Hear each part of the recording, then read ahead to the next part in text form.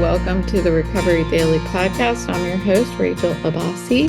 I'm a grateful recovering alcoholic and stroke survivor. And today I wanted to talk about ambition. And I wanted to talk about character defects and how they get in the way of ambition. How addressing my character defects has really evolved my ability to be ambitious in a healthier way. So when I was drinking, I've always been ambitious, I would say. But when I was drinking, it was like what I wanted to happen in my life, these almost unrealistic goals. I wanted them to happen with little work as possible. So the reason my ambitions were unrealistic is because I was not willing to balance that ambition with work. I wanted to be at the top. I always wanted to be at the top. I still have that as my ambition. I always want to be at the top. And yet when I was drinking, I was reminded this morning, I was wearing a mask. I was not my true self. At least I was not showing my true self to the world around me. So who was going to be at the top? Either if I was lucky, it was going to be the lady with the mask on, or it wasn't going to be me. Either way, my ambition was unrealistic. It wasn't going to happen. My ambitions today are balanced with work. So today, if I desire for something to happen, I think about what is the work that is required to get there. And when I was first thinking about this morning and my share in my morning meeting, I was talking about how my ambitions have changed since I got sober. But I don't think that that's true.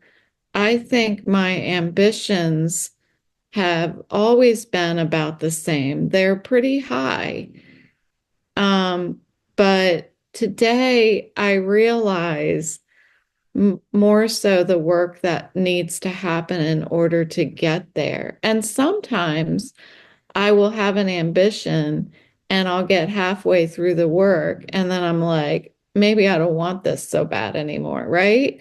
It's almost like this book that I want to write. Like I have an ambition of writing a book, but as I started doing the work, I'm like, how bad do I want it? How bad do I want to write the book? I still believe it is a realistic ambition, but because I want to become willing to do the work. And I've been wavering on that. I feel it. I've definitely had a couple days that I'm like, clearly I don't want to write the book that bad because it's not being written. And that's not true. I have been writing. It's just that I have been writing very slowly, and few and far between do I sit down, and it takes a lot of focus for me. I think it takes a lot of focus for anybody. But my words don't come as easily as they used to. And that presents a I guess steeper challenge for me. Um, I used to, and I'm willing to do it. And as I approach 2025, this is going to align with some of our listener challenges and what I'm planning on doing with the book club in 2025. So just like at the beginning of 2024, I did a bit of a kind of a branding boost. I had some new images. I came up with the listener challenge and the book club, and so just to continue to refresh things every year, I'm going to have some introduce some new challenges for us that we can work on together, and that will push me into writing this book. Okay, so but I want us all to benefit from it. So it's a work in progress, but that's a little insight into things to come. So when I was drinking, I would have these ambitions for what I wanted to be, what I wanted to do, but I wanted them to happen while I coasted along. Um, I wanted to be lucky. It sounds like as I think back, like I wanted this stuff to just happen to me. Why not? I mean, they happened to other people. I didn't see the hard work. I just didn't see it. I didn't see what these other people were doing in order to achieve these ambitions that they apparently had. And today, my reading this morning, the daily reflection was about true ambition. And it was about humbly walking humbly today. And that's not what I was doing. Part of this idea, when I think back to it, of having these high ambitions and not doing the work to get there, I had to create a pretty big ego in order to function at that level. I don't believe that I was authentic. I think that I was walking around with an ego. If you were to ask me back then, do you have a big ego? If you were interviewing me, ma'am, do you have a big ego? I would say, no, I don't have a big ego. But I did. I really did. And I think with that ego was judgment of other people.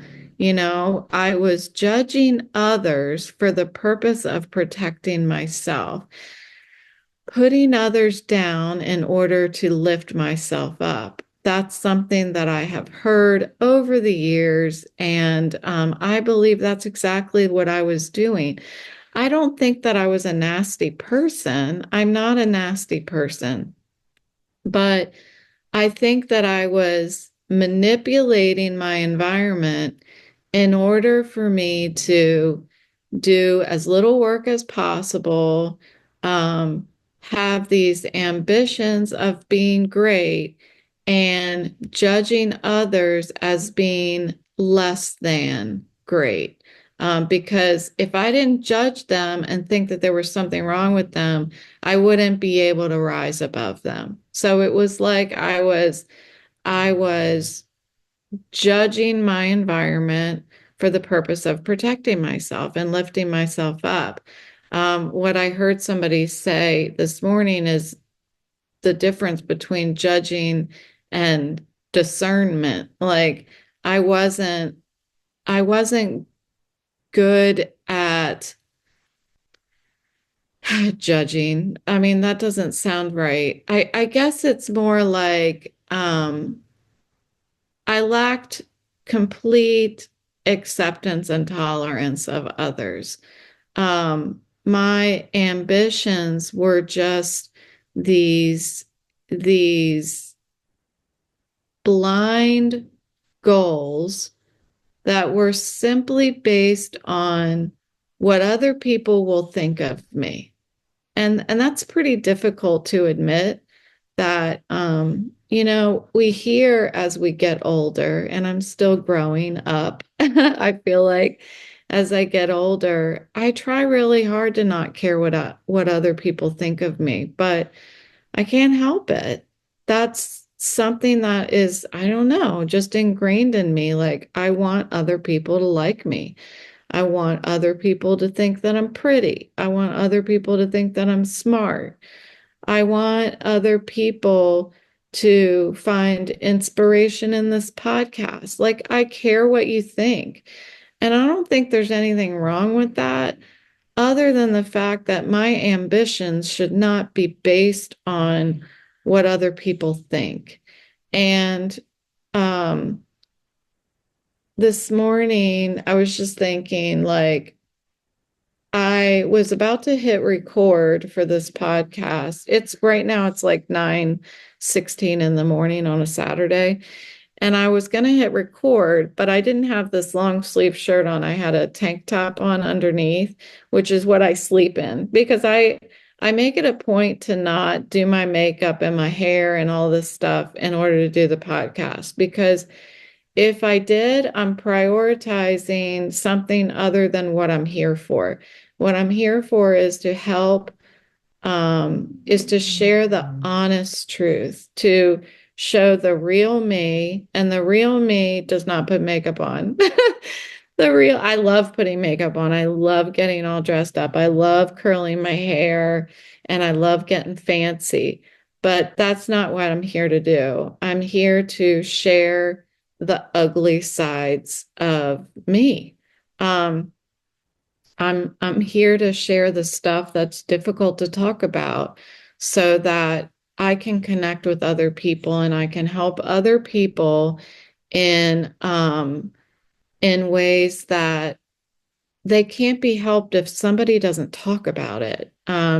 So anyway, I decided to put my long sleeve shirt on first, simply because I was like, you're looking rough in that tank top. But I do care what other people think still. That's my point. I still care, but I hope that I care in a healthy way. I want to at least present myself as somebody who can take care of herself.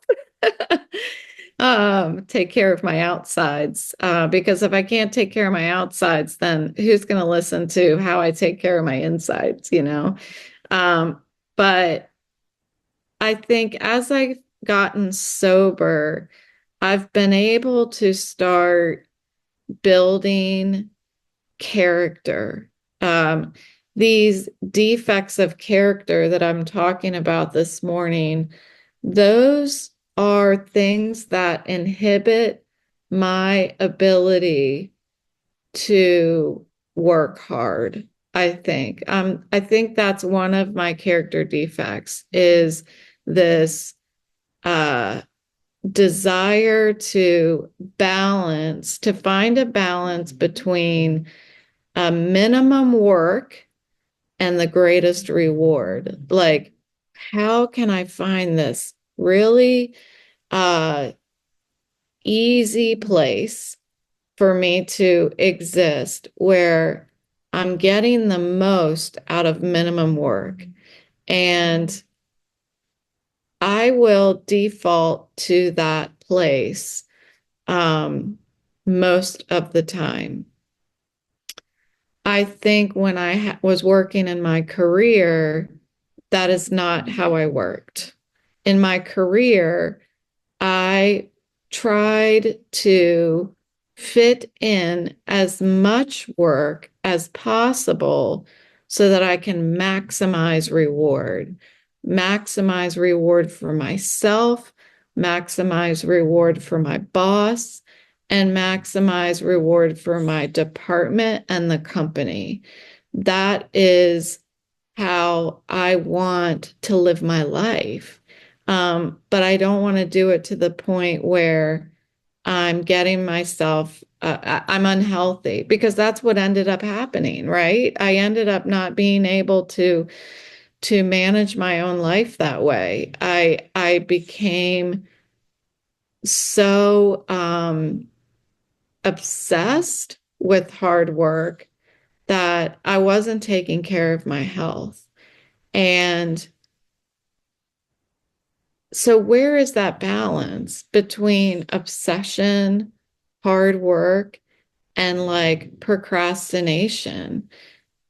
it's hard. It's hard to find that place where we can exist in a healthy way, where we're not envious of others and don't care what other people think, where we're not procrastinating, but we're not working so hard that we can't function. And I'm just thinking of my head pain.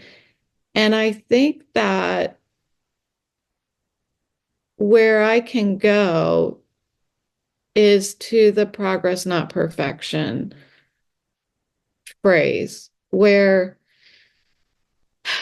I've shared this before. I do aim toward perfection, but I accept that I'm not perfect.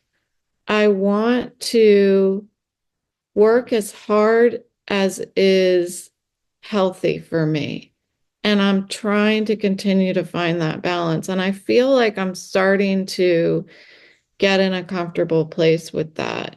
I don't feel like I'm like perfect for me is not perfectly getting by. That's what I was trying to do. Perfectly get by.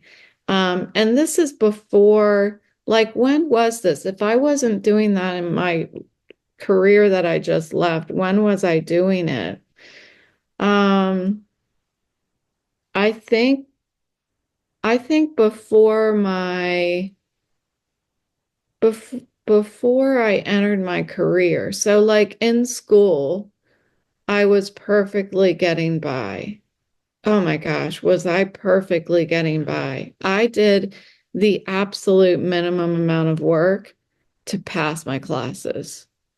Um, and that's exactly what happened when my professor of Calculus 5 came up to me and said, "Are you supposed to graduate this semester?" And I said, "Yes."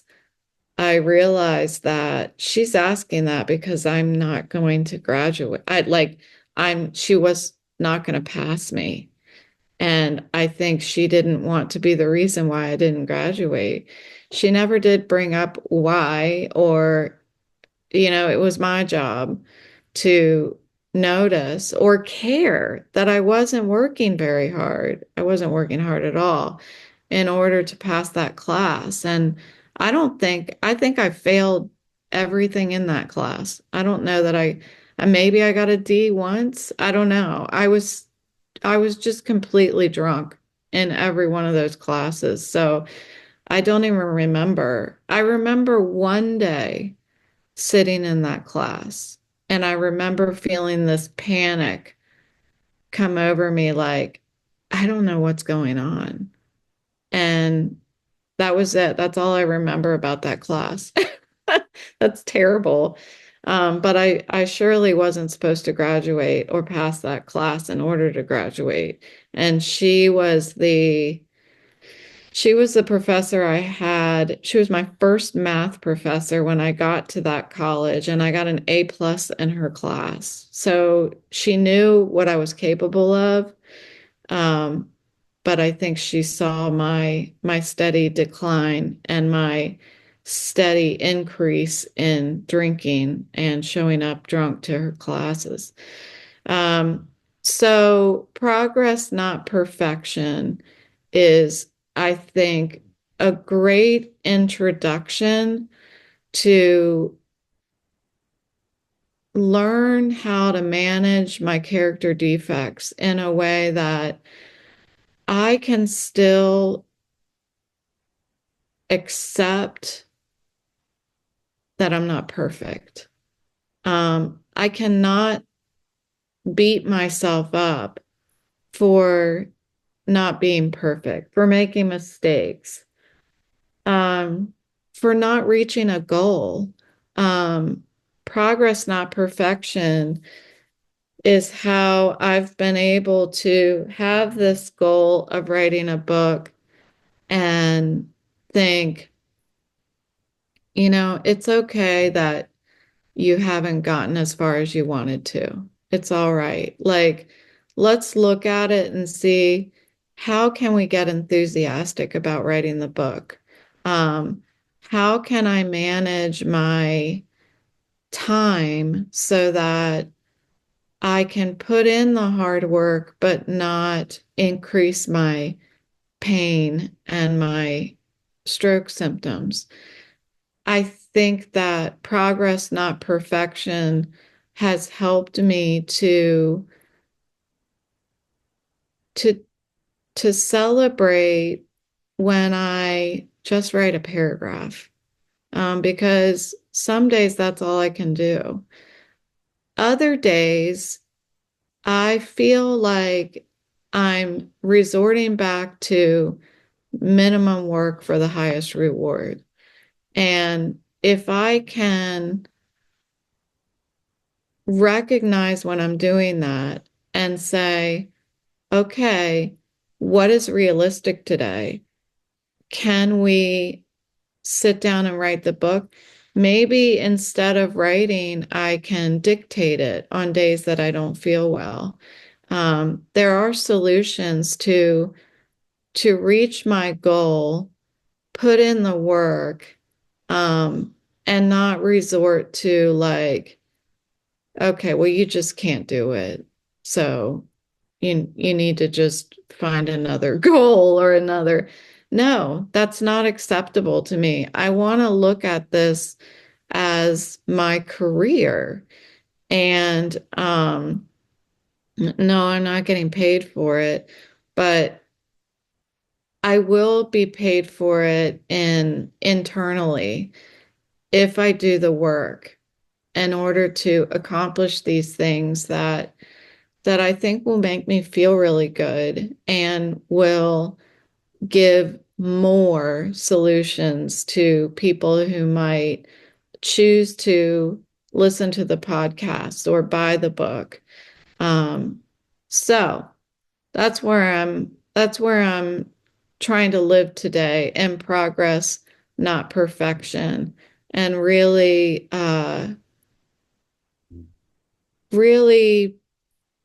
live in acceptance and tolerance. I still have a long way to go with tolerance of other people. I'm not gonna lie. And that's an ugly side of me that I'm just going to continue to work on. I've got my whole life. I've got my whole next half of my life to work on those types of character defects. So that's what I have this morning. Happy Saturday for those of you who listen to it this today. Happy Sunday for those of you who listen to it tomorrow. And happy day to the rest of you. Thanks for listening. I'll talk to you tomorrow.